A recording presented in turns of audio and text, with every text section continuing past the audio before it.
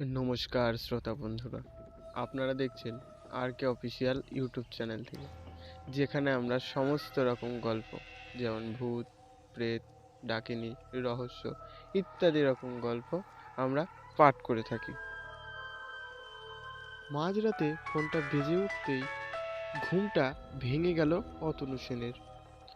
যদিও এটা তার কাছে নতুন কিছু নয়, যেই সময় থেকে সে রোগী দেখা শুরু করেছে প্রায় তখন থেকেই রাতে ফোন আসে। ডাক্তারবাবু, ডাক্তারবাবু, আমার যন্ত্রণাটা খুব বেড়েছে। ওষুধ খেয়েও কোনো লাভ হয়নি। আপনি যদি দয়া করে একবার আসতেন। আর সহ্য করতে পারছি না ডাক্তারবাবু। অতনু সেন কিছু বলতে যাবে তার আগেই ফোনটা কেটে গেল। তিনি আবার ফোন করলেন, কিন্তু কোনো লাভই হলো না। ফোন রিং হয়ে হয়ে কেটে গেল। ভারী মুশকিলেই পড়লেন অতনু সেন। যদিও এ গলার স্বর তার খুবই পরিচিত। এক কঠিন দুরারোগ্য ব্যাধিতে অনেক দিন ধরেই ভুগছেন এই মাধাই ঘোষ। ব্যাধির কারণেই হোক বা কোনো অজ্ঞাত কারণেই হোক, লোকটাকে তার আত্মীয় পরিজন সবাই ত্যাগ করেই চলে গেছেন। তার এখন নিজের বলতে কেউই নেই। একটা সময় ব্যবসা করে ভালো টাকা জমিয়ে রেখেছিলেন বলেই এখনও তার আর্থিক অবস্থা কিছুটা হলেও সচ্ছল আছে। বাড়ির সমস্ত কাজ করবার জন্য একটি লোকও রেখেছেন তিনি।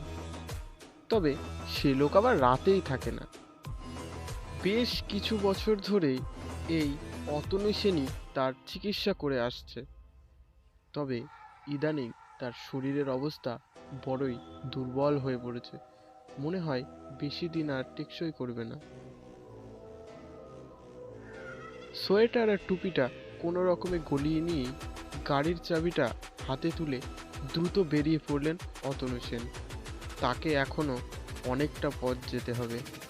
বাইরে প্রচণ্ড ঠান্ডা, কুয়াশার চাদরে মুড়ে গেছে চারিদিক। রাস্তা ঘুটঘুটে অন্ধকার।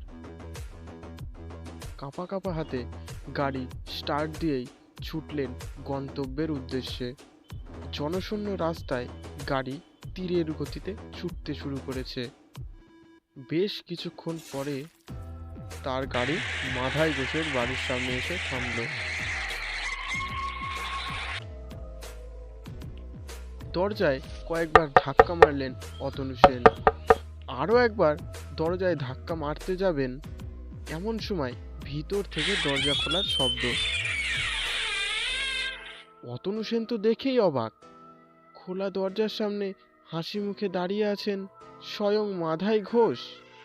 তাকে দেখে বোঝার উপায় নেই যে তিনি চরম অসুস্থ। চোখে মুখে কষ্টের চিহ্ন মাত্র নেই। এরূপ তিনি কতকাল আগে দেখেছেন তা মনে পড়ে না। আসুন, আসুন, ভিতরে আসুন। এই অবস্থায় আমাকে দেখে অবাক হচ্ছেন, তাই না? তবে আপনি কিন্তু দেরি করে এসে ভালোই করেছেন। সত্যি বলতে কি, এখন আর আমার শরীরে কোনো যন্ত্রণা নেই, কোনো কষ্ট নেই। আমি এখন আমি এখন সম্পূর্ণ সুস্থ। অবাক বিস্ময়ে কথাগুলো শুনছিলেন অতনু সেন। মাধাই ঘোষের বলা কথাগুলো যেন তার মাথাতেই ঢুকছে না। একটা মানুষ কিভাবে কিছু সময়ের মধ্যেই পুরোপুরি সুস্থ হয়ে উঠতে পারে, এটা ভাবতে ভাবতেই তিনি ভিতরের ঘরে প্রবেশ করলেন এবং সঙ্গে সঙ্গেই তার বুকটা ধড়াস করে উঠল।